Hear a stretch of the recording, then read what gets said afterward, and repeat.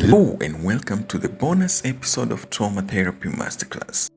My name is Roger Sofola. I am a trauma recovery specialist and the founder of Trauma Warriors. In this episode, I shall examine additional factors that determine the nature and extent of impact that a traumatic experience can have to a person. Number 1. Intensity of the trauma experience. Intensity relates to measuring the size of the impact.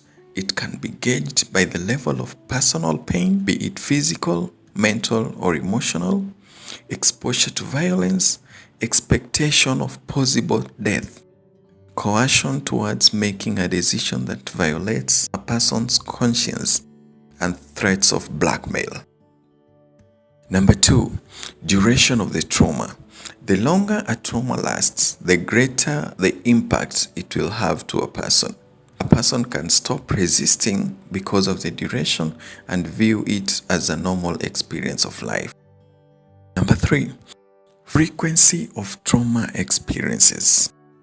An increase in the frequency of traumatic experiences tags along the feeling of powerlessness. Thus, it becomes harder for a person to believe that he or she can stop such future experiences from occurring in his or her life. Number 4, age of the person or age of a person experiencing a trauma. Traumatic conditions produce greater impact in children, and this is because they have fewer emotional and cognitive resources to face the trauma. Number 5, a passive response to trauma.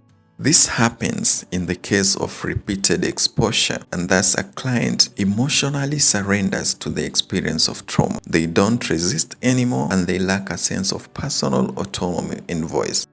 Number 6, emotional stability before the trauma.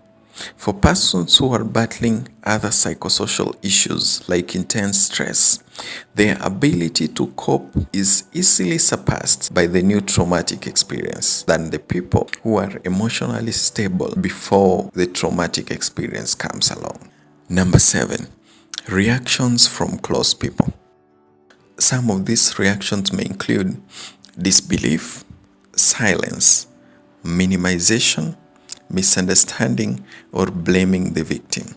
These reactions, they tend to exacerbate the impact of the trauma to a person. Number 8, violation of trust.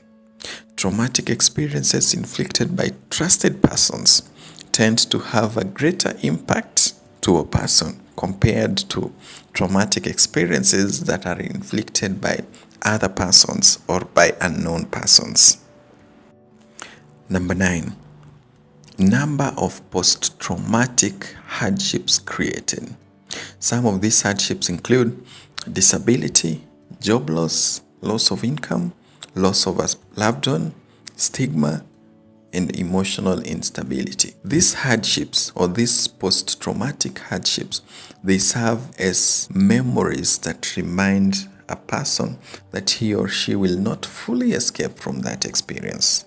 Number 10, significant events associated with the trauma. These events could be anniversaries, days of the week, months of the year, holidays, or where the traumatic experience happened.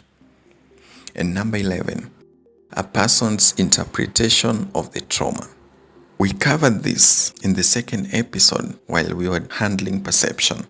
But just a recap, the meaning that a person attaches to a traumatic event determines the impact it will have on them.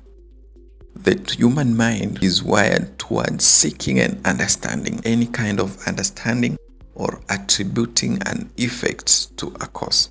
Therefore, positive interpretations contribute to healing, while negative ones increase the negative impact of the trauma to a person. That's it for the bonus episode, and that's it for the Trauma Therapy Masterclass. But just before the curtain closes, let's do a quick recap. In the first episode, we examined the role of self-concept in trauma healing.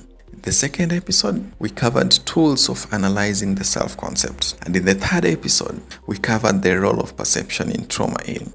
Thanks a lot for watching. Thanks a lot for following and for listening to our podcast. I will see you again in our subsequent trainings.